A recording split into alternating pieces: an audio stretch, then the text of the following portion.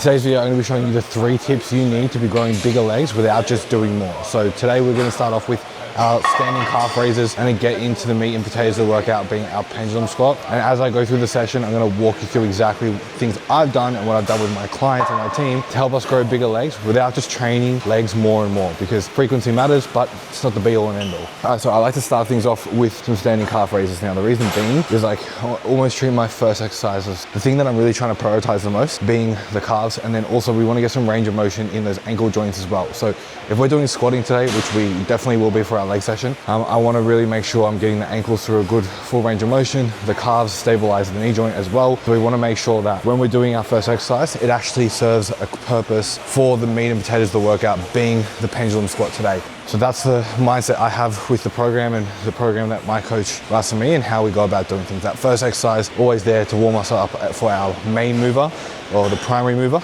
today being the pendulum squat.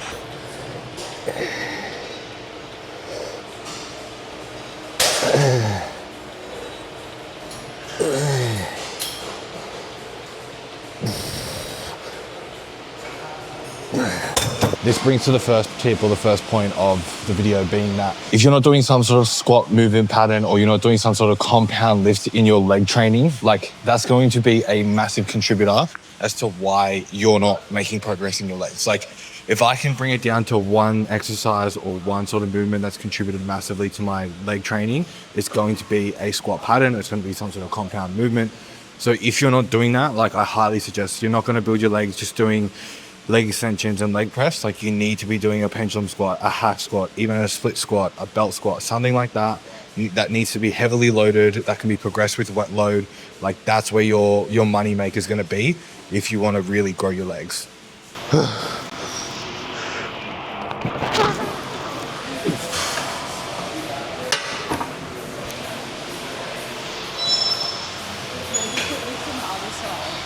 Surely that's like not safe. That is totally not safe. A little bit of poo-poo in both our pants. Well, that was fun. I was like up 110 kilos. That's cool. Alright, so first set of pendulum squat was good. Now, obviously you just saw the little mishap with the weight, falling over, hurting myself.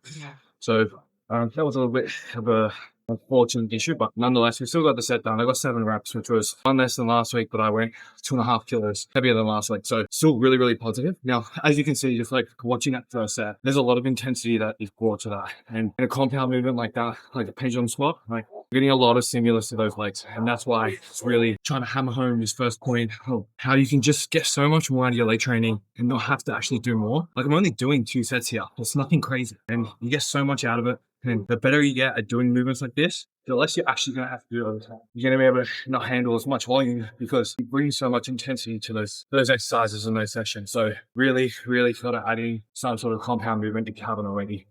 Okay, so we finished up on the second set of pendulums. We got 85 kilos for 10 reps, which is a big tick for me. Very happy with that. Now moving on to the second point of like bringing up our legs. Now, something that I see really common, especially both with guys and girls, is they will essentially train all the same muscle group in the single session. So they'll do quads, quads, quads, quads, and then they'll do glutes, glutes, glutes, glutes, and they'll do hammies or glutes and hammies. So if you want to really like maximize your training here, don't hesitate to mix up whether you're doing glutes, hamstrings, and quads all in the same session, because you're better off getting more quality in a session, right? If you just constantly hammer your quads in a single session, as that session progresses, your ability to recruit more stimulus, to get more out of each exercise, and actually have a positive outcome of the session is going to get less and less, because as you continuously train a muscle more and more fatigue builds up, then it just turns into junk volume. So strongly recommend, mixing up what part of the legs you're training in a single session. So for me, I do quads. I do around 2 quad exercises, hamstring exercise, and an adductor exercise. Now I know adductor is technically part of the quads, but they're not, it's like not direct. It's not directly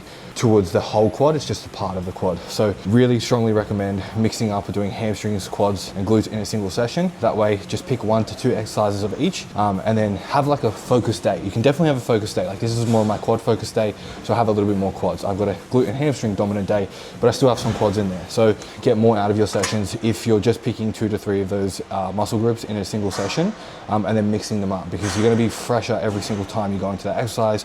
You're going to be able to recruit more stimulus, more muscle fibers, and get them more out of your training. As we move on to seated leg curl, we're going to go into our third and final tip for growing your legs without just doing more work. So essentially it's going to be like training to your full range of motion. Now I say your full range of motion because I think full range of motion has been taken a little bit too far, like trying to create ranges that don't necessarily need to be made. Like you're just going into passive range of motion where you're not actually putting more tension on the muscle. It's just like more space in your joints. If you look at my squat, I go as low as what I can without losing tension on my quads.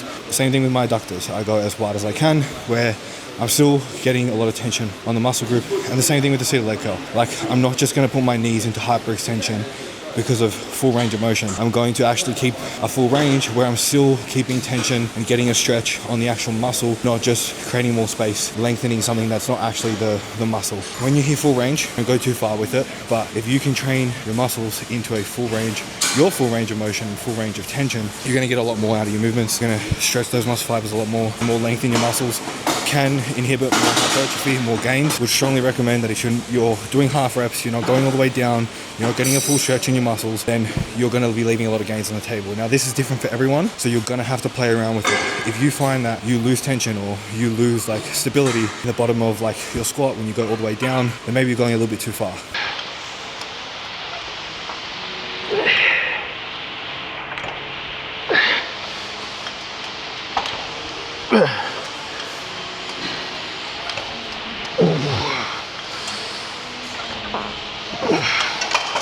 Essentially, to carry on from where I was at around the range of motion stuff, like to put this all together, right? They all tie into each other. You need to have a compound lift in there. It needs to be trained to your full range of motion based on your morphology, how your body's built, and you need to work that out, or you need to get someone to help you work that out. Number two is like really don't just smash one muscle group all for a whole session.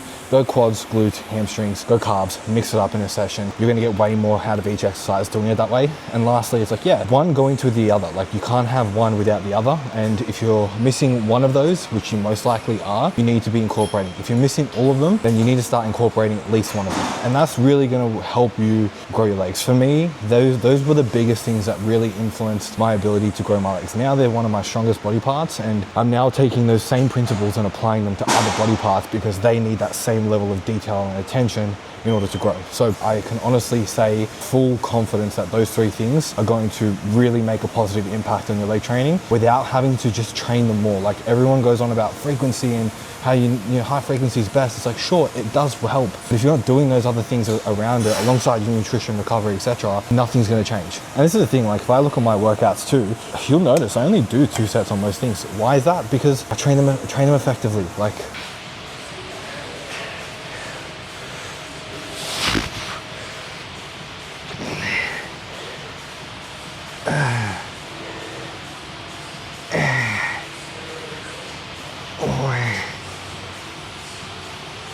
Alright, workout is finished. Pretty much covered everything we need. This is the effect of that. Legs nice and pumped. Pretty cooked, but not too cooked. So if you guys enjoy the video, please make sure you like it, you share it with your friends, subscribe. If you've got questions, leave a comment. If you're interested in coaching, head down to the show notes below. And I hope you like this style of video. I'll probably do it again. Give me some feedback if you have it. I'll see you in the next one.